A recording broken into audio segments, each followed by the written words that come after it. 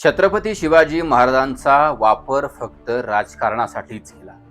राजकारणामध्ये सफल होण्यासाठी केला.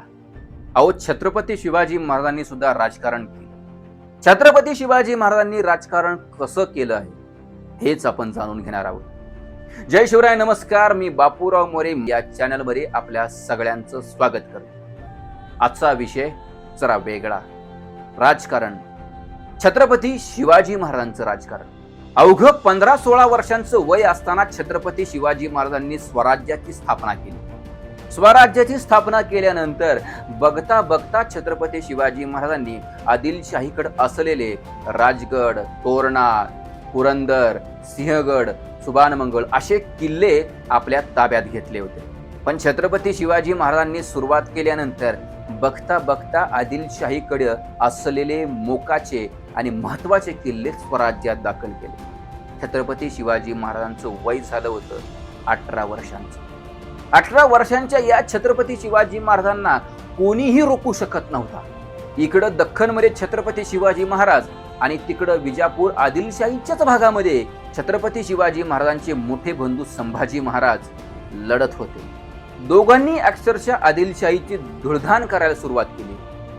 इकडे फतेखानाला छत्रपती शिवाजी महाराजांनी धुतला होता आणि तिकडे संभाजी राजांनी फराद खानाला धुतला होता. दोघांची अक्षरशः धुळधाण केली होती. माती मोल केलं होतं त्यांना. छत्रपती शिवाजी महाराज आणि संभाजी राजे आपल्याला नमत नाही म्हटल्यानंतर 25 जुलै 1648 ला जिंजी येथे असलेल्या छत्रपती शिवाजी महाराजांच्या वडिलांना अर्थात महाबली शहाजी राजे यांना शिताफीनं आणि कप्तानी कैद केले. मुस्तफा खान आणि बाजी घोरपडे यांनी रात्रीत त्यांच्या तंबूत गेले. त्यांना माहित होतं शहाजी राजांनी जर तलवार उपसली तर त्यांच्या पुढं यांचा निभाव लागणार नाही.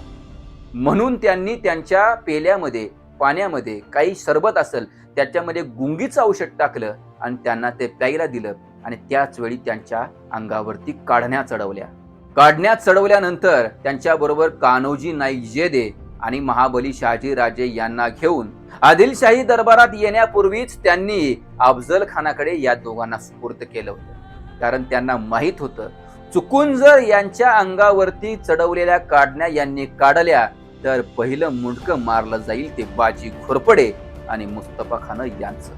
ही गोष्ट या दोघांना माहित होती. म्हणून त्यांनी दरबारात येण्यापूर्वीच अफजल खानाकडे या दोघांना सुपूर्द केले. ही गोष्ट ज्यावेळी छत्रपती शिवाजी महाराजांना समजते त्यावेळी छत्रपती शिवाजी महाराज राजकारण करतात. आदिलशाहीला वाटलं होतं की आपल्या वडिलांना कैद झाली आहे म्हटल्यानंतर शिवाजी राजे आणि संभाजी राजे आपसूक शरण येतील, घेतलेला मुलूक परत देतील, वडिलांच्या सुटकेसाठी काहीतरी प्रयत्न करतील असं आदिलशाहीला वाटलं होतं. पण छत्रपती शिवाजी महाराजांचं वय अवघ 19 वर्षांचं. 19 वर्ष वय असलेल्या छत्रपती शिवाजी महाराजांचं राजकारण सुरू झालं. आजच्या माणसाला जमल का? कदापि जमणार नाही.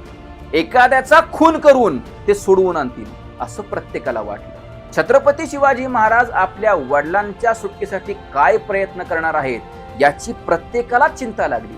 काही महिन्यांपूर्वीच फतेखान, मुसेखान, बाळाजी हैबतराव यांचा दारुण असा पराभव केला होता. मुसेखान तर गोदाजी जगताप यांनी कमरेपर्यंत कापला होता. युद्ध करून आपण मुलूक जिंकतो, कधीतरी डावपेच जिंकायचे असतात असं छत्रपती शिवाजी महाराजांचं नेहमीच आपल्या मावळ्यांना सांगणं. आणि आज खुद्द छत्रपती शिवाजी महाराजांच्याच वडिलांना आदिलशाहीनं कपटानं कैद केली होती. कसं सोडवायचं, काय राजकारण करायचं? छत्रपती शिवाजी महाराजांनी पहिलाच डाव फेकला. छत्रपती शिवाजी महाराजांना या गोष्टीची कल्पना होती की दिल्लीच्या तख्तावरची बसलेला जो शहाजहान आहे त्याचा मोठा मुलगा मुराद बक्ष हा दख्खनचा सुभेदार आहे. याला जर हाताशी धरलं तर नक्कीच काहीतरी मदत होऊ शकते. पण एखाद्या माणसाच्या पुढे जर आपण गेलो आणि मला मदत करा म्हणून सांगितलं तर तो मदत करल का? बिलकुल नाही. आदिलशाहीकडून जो काही मुलूक जिंकलेला आहे आणि तो किती वेगानं जिंकलेला आहे आणि शहाजी राजांची काय कारकीर्द आहे आणि ते किती वीर धुरंधर आहेत या सर्व गोष्टींची कल्पना मुराद बक्षला होती. छत्रपती शिवाजी महाराजांनी जर खलिता आग्र्याला शहाजहानला पटवला असता तर त्याची दखल घेतली असती? बिलकुल नाही. आणि छत्रपती शिवाजी महाराजांचं राजकारण सुरू झालं आणि छत्रपती शिवाजी महाराजांनी मुराद बक्ष यांच्या नावाने मुराद बक्षला अहमदाबाद इथं असलेल्या ठिकाणी पत्र पाठवलं. पत्राची ओळ, एक एक ओळ महत्वाची आहे. खरं तर आपण आपल्या विद्यार्थ्यांच्या पाठ्यपुस्तकात ती छापायला हवी आणि असं राजकारण केलं पाहिजे, असे डावपेच आखले पाहिजेत असं सांगायला हवं. छत्रपती शिवाजी महाराज मुराद बक्षला लिहितात, आमच्या मित्राला आणि भावी सम्राटाला आमचा सलाम. खरं तर तुमच्या आशीर्वादानं, तुमच्या कृपेनं आम्ही इथं दक्षिणेमध्ये बरी ताकद कमवून आहोत. आम्ही या दख्खनमध्ये जे जे काही कमवलेलं आहे ते आम्ही तुमच्या पायावरती पेश करणार आहोत. आम्ही आणि आमचे वडील महाबली शहाजीराजे आपल्या सेवेला येणार आहोत, आपली सेवा करणार आहोत. पण दुर्दैव आमचं की याच गोष्टीची खबर आदिलशाही दरबाराला समजली आणि आदिलशाही दरबारानं आमच्या वडिलांना कैद केली. आदिलशाही दरबारातून एकदा का आमच्या वडिलांची सुटका झाली की घेतलेला सर्व मुलूक स्वाधीन करू आणि आपली सेवा करू. आपली कृपा आमच्यावर असावी. पत्र मिळाल्याची खातर जमा करावी. याला म्हणतात राजकारण. छत्रपती शिवाजी महाराज एका भागानं म्हणतायत का आमच्या वडिलांना सोडवा? नाही. पण छत्रपती शिवाजी महाराज दुसऱ्या ओळीत असंही म्हणतायत की आपली कृपा आमच्यावर व्हावी. आणि हे कोणाला म्हणतायत? मुराद बक्षला. ज्या मुराद बक्षला छत्रपती शिवाजी महाराजांचा पराक्रम आणि महाबली शहाजीराजे यांचा पराक्रम चांगल्या प्रकारे ठाऊक आहे. छत्रपती शिवाजी महाराजांचं पत्र मिळाल्या शिवरायांना लागलीच उत्तर पाठवलं आणि सांगितलं, आपले पत्र मिळाले, आपण निश्चिंत राहावं. आणि त्याच वेळेला विजापुरी दरबाराला एक खरमरीत खलीत आली आणि सांगितलं की आमचे विश्वासू सरदार शहाजीराजे यांना कैद करून तुम्ही आमचा रोष स्वतःवर ओढवून घेतला आहे. लवकरात लवकर शहाजीराजांची सुटका करण्यात यावी. आणि जर तसं झालं नाही तर आम्ही स्वतः असंख्य अशा फौजेनिशी विजापूर दरबारावरती चालून येऊ. आणि तसं झालं तर त्याचे परिणाम काय होतील हे आपण जाणता. आणि त्याच वेळेला छत्रपती शिवाजी महाराज आणि महाबली शहाजीराजे आपल्यासाठी किती फायद्याचे आहेत याची कल्पना पत्र लिहून दिल्लीमध्ये बसलेल्या आपल्या वडिलाला अर्थात शहाजहानला मुराद बक्षने दिली.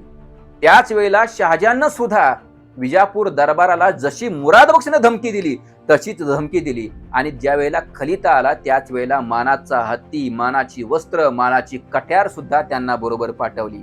आणि शहाजहाननं फर्जंद हा किताब सुद्धा पाठवला. विजापूर दरबाराला आदिलशाहीला ही धडकी भरणारी पत्र होती. खुद्द मुराद बक्ष, खुद्द शहाजहान यांची ही पत्र त्यांच्याकडे आली होती. इतकी धमकी देणारी पत्र आल्यानंतर आदिलशाहीकडे कोणताही पर्याय उरला नाही.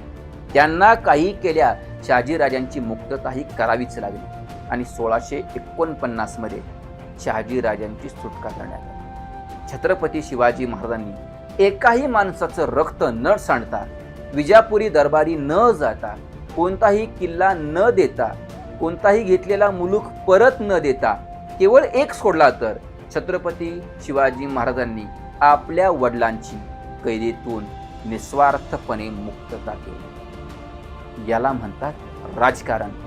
म्हणून म्हटलं छत्रपती शिवाजी महाराज जर समजून घ्यायचे असते तर फक्त वाचनच करावं लागतं, सखोल असा अभ्यास करावा लागतो आणि अभ्यास करून आपलं संशोधन तयार करावं लागतं.